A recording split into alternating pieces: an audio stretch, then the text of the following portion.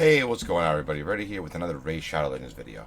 Today we're going to be covering the new patch 1.13, and we're going to be covering some positive things and some of the negative things with the patch.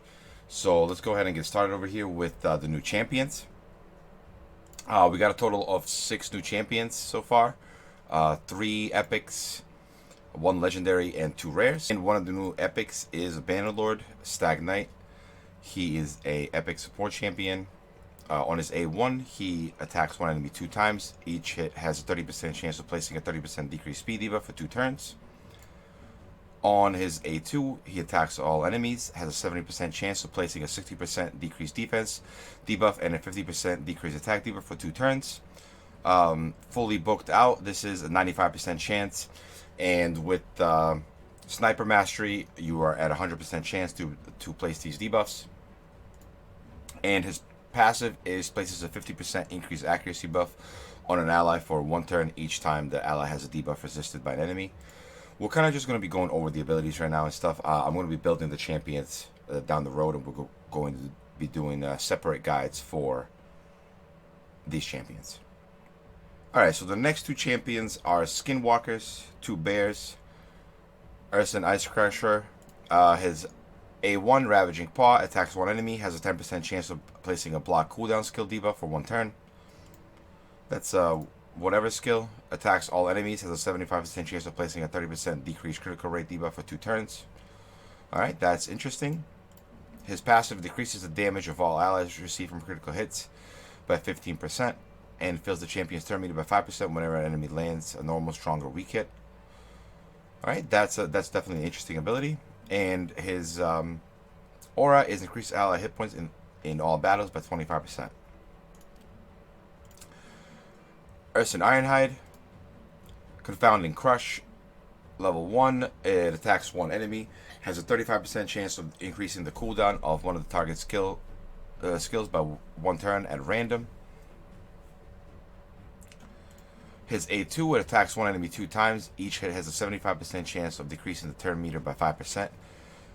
Decreases the turn meter by 10% instead if the target is under a decreased attack debuff. And it attacks all enemies, has a 75% chance of placing 50% decreased attack debuff for 2 turns. And that's a 100% chance while booked. So AoE decreased attack, that's a pretty nice move. And then for his passive, each hit has a 50% chance of decreasing the target's turn meter by 7.5%. Each hit also has a 50% chance of putting one of the target's skills on cooldown if the target is under a decreased critical rate buff. Okay. Both of these bear champions look pretty cool. Like I said, we'll be building them down the road to check out what they actually do. Alright, and then Night Revenant, we have a new legendary champion, Void Whirling Frosking.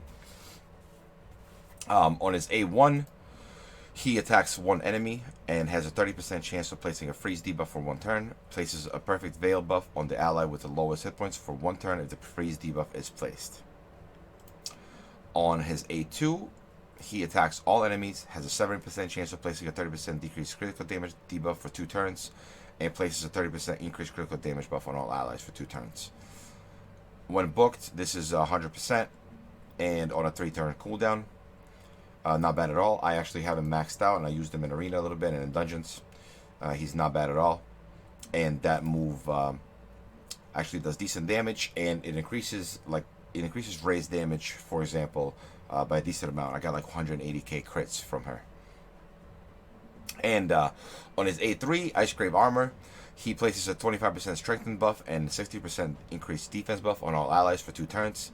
It's on a 4-turn cooldown. I want to try him out on Clan Boss. If this was on a 3-turn cooldown, it would probably be much, much better. 25% strengthen buff is we receive 25% less damage. So I think this paired with like Valkyrie would probably do really, really well. And for his aura, it increases allied defense in the arena by 30%. And then we have 2 rare undead champions. One is Frozen Banshee. She attacks 1 enemy 2 times. Each hit has an 80% chance of placing a 5% poison debuff for 2 turns if the target is under a poison sensitivity debuff. Attacks 1 enemy. Fills the turn meters of fall out by 2% for each debuff on the target. And A3 attacks one enemy, has a 10% chance of placing a 25% poison sensitivity debuff for 2 turns. The chance increases by 10% for each debuff on the target. So the way this is going to work is there's a 25% and a 50% poison sensitivity, and this increases the poison damage dealt to the target. So if you have her go last with 9 debuffs on the target, she will place this, and all your poisons will do more damage. And she also increases ally accuracy in all battles by 35%. And the second undead champion is Graveshield Killer. She attacks one enemy, has a 40% chance of placing a 5% poison debuff for 1 turn. That's 50% chance with the books. Her A2 Blood Chill attacks one enemy, has a 75% chance of placing a 30% decreased debuff for 2 turns, and has a 75% chance of placing a 60% decreased debuff instead if the target is under a poison debuff.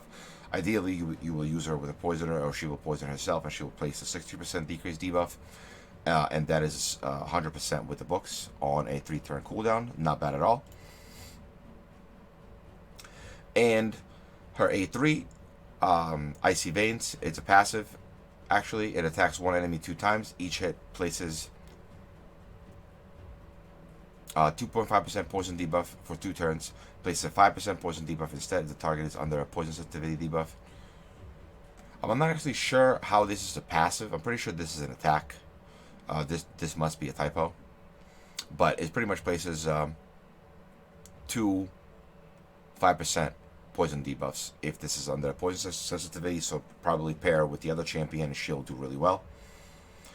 Also, these 2 champions that are rare, she has pretty decent stats, pretty decent defense and base hit points for rare, so they definitely might be decent on the clan boss.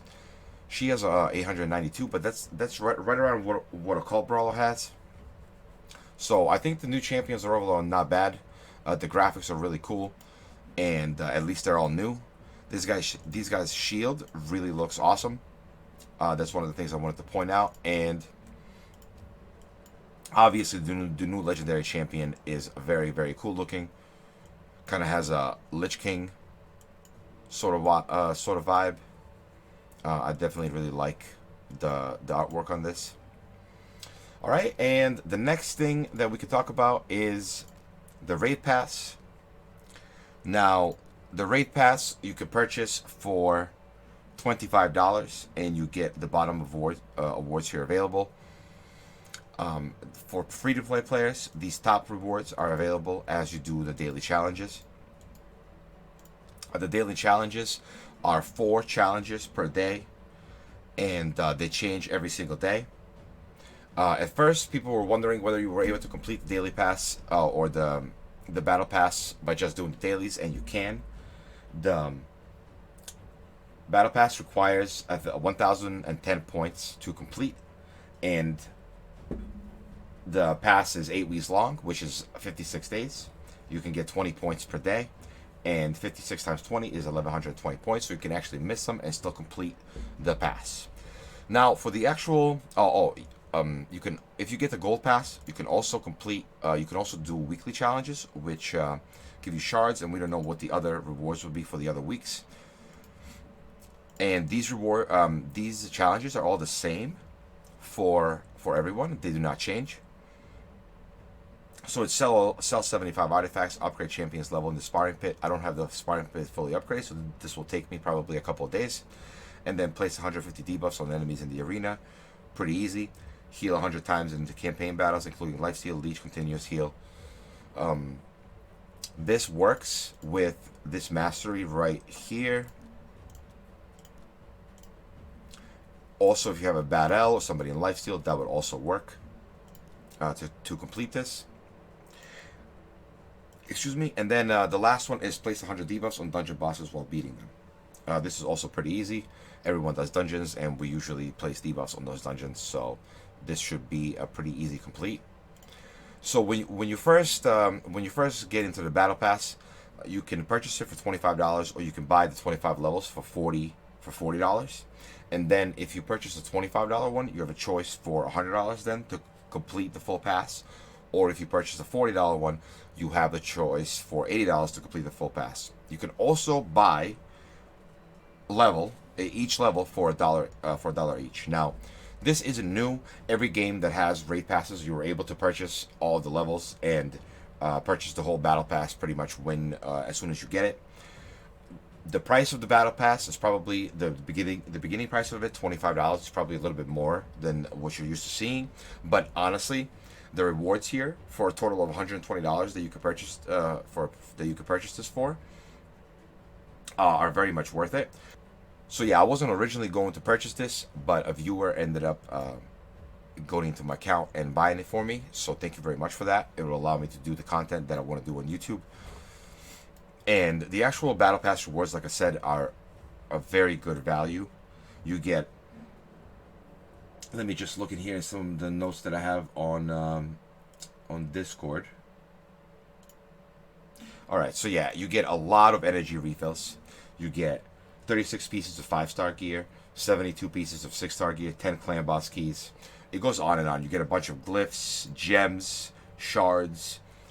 So all the champions are also unlockable through the battle pass, or you can, like I said, purchase the whole battle pass and get all of the champions at the same time. You can also get all of the skins with the battle pass. So a bunch of chickens, brews, potions. So like I said, the battle pass is actually very, very good value, and it's definitely worth getting at least a regular $25 value one and going through the challenges daily and weekly and completing the battle pass that way. So overall, I am definitely happy with the battle pass because it's definitely something new, and I wonder what this is going to bring for us in the future. I wonder if we're always going to be getting new champions and things like that.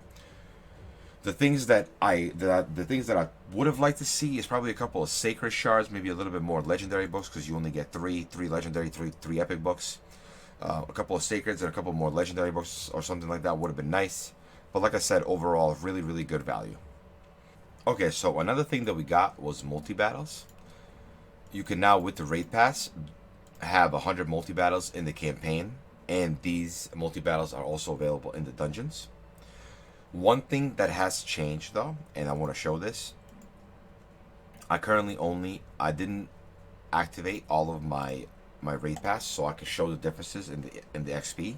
I don't think that this is something that they were intending to do, but I think all the XP is now based, all the bonus XP is now based off of base XP.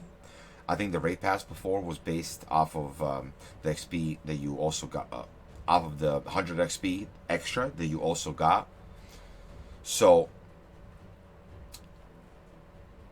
I'm not sure whether they're going to fix that or not. Cirilla said in Discord that they are planning to fix that. So I'm going to show what I'm talking about here. We used to get 10,320 experience after a battle. And now I'm getting 9,950, even with 10% from the battle pass.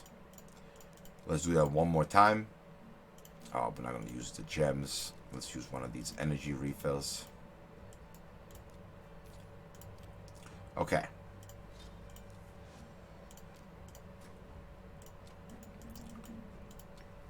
So currently, 9,950, or probably even less, is the maximum with raid pass. So I think they unintentionally nerfed the experience you get from raid pass, and like I said, they will. Cirilla said that they will fix that. So 9,950 is what I'm getting. So I'm going to pull up my BlueStacks account here, and we're going to do a battle on this account. And this account has full raid pass. And we're going to go ahead and check out how much we currently get with the full raid pass. I think that they were trying to get it not to snowball, and it eventually became this, which is once again something that I didn't intend. So I missed how much we got there because I'm blabbing. Alright, let's focus and see how much XP we get maximum. 11,680, and that is with 50%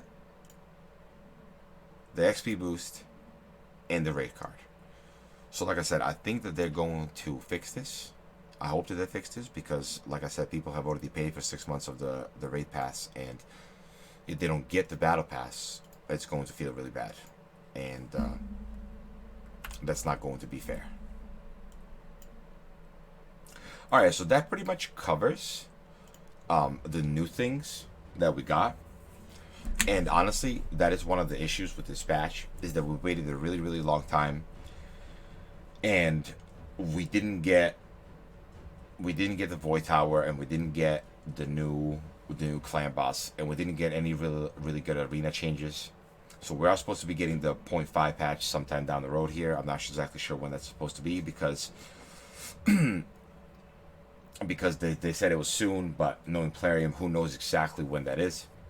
And then, as far as I know, the fusion will be on Valentine's Day. And that fusion, I'm not exactly sure what it's going to be yet. There are some pictures of leaked art and stuff, but I'll probably do another video covering all that new stuff when I get more access to it. Okay, and then also we were supposed to be getting Dwarf Faction Wars, and they said that that's going to be coming sometimes in the next, I think they said 6-7 days, and I don't understand why we have to wait that long. Once again, we've had so much time in between patches that I really don't understand why all this stuff couldn't come out at once. And I think one of the biggest problems of today and this whole patch release and everything is the fact that we probably had, I don't know, maybe about 10 maintenances today. And ever since the actual raid pass was released and people bought the raid pass, some people were getting the account locked due to technical issues, and they pretty much can't unlock their account until tomorrow morning, until they get back to the office. I will say one thing, Plarium did release a patch, or did do a maintenance probably around like 11:30, 11:45 their time, so they were working late. I just don't understand why it was so chaotic. It wasn't really that much stuff, right? It was the raid pass, it was some new champions, and it was adding some multi-battles. And I'll go ahead and show that you can now run multi-battles in dungeons. We'll just go ahead and do like 2. Alright, it's auto-selling 5-star artifacts, but that's probably fine. So yeah, we got the multi-battles, we got the raid pass, and we got some new champions, which really isn't that much stuff to have.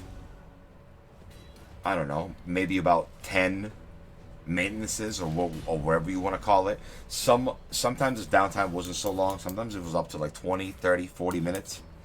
I really hope that there's going to be some sort of compensation for this, because the game was kind of unplayable for a good amount of the day, and like I said, a good amount of people were locked out of their account and cannot play at all until tomorrow morning, or I don't really know until when. So these are some serious issues that I hope are addressed very soon, because Plarium is going to ruin something very, very good here. I'm really, really excited about all the new champions, and about the raid pass, and about all the cool things that we got, but it's somewhat hard to focus on all those good things because the whole Draco Gate situation recently, and now not getting really that much content with the new patch, it makes me look more towards the negative side of the situation. And that really feels bad, because I want to stay positive, but I want things to be better as well. So I'm going to give it like it is, you know? This whole patch is really just kind of underwhelming at the end of the day. We got some cool stuff, but I don't really think it's enough. I don't really think that it's enough. And another thing I wanted to mention is we got something kind of secret, I guess. I don't know why this wasn't in some sort of notes or whatever, but Madame Cerise A3 now works on auto if she's fast enough. We also tested Septimus, and Septimus A2 still doesn't work on auto. So I'm not exactly sure when Septimus's AI will be fixed, but I guess they did do some things with the AI. It would be really nice to know exactly everything that was done to like a very fine detail in like some sort of actual patch notes released by Plarium. That would be something that would be very much appreciated. Alright, so I think that's going to be it for today's video, guys. Please leave a like and a subscribe, and leave a comment below with your thoughts and feelings about the new patch. I'll see you guys in the next one. Peace.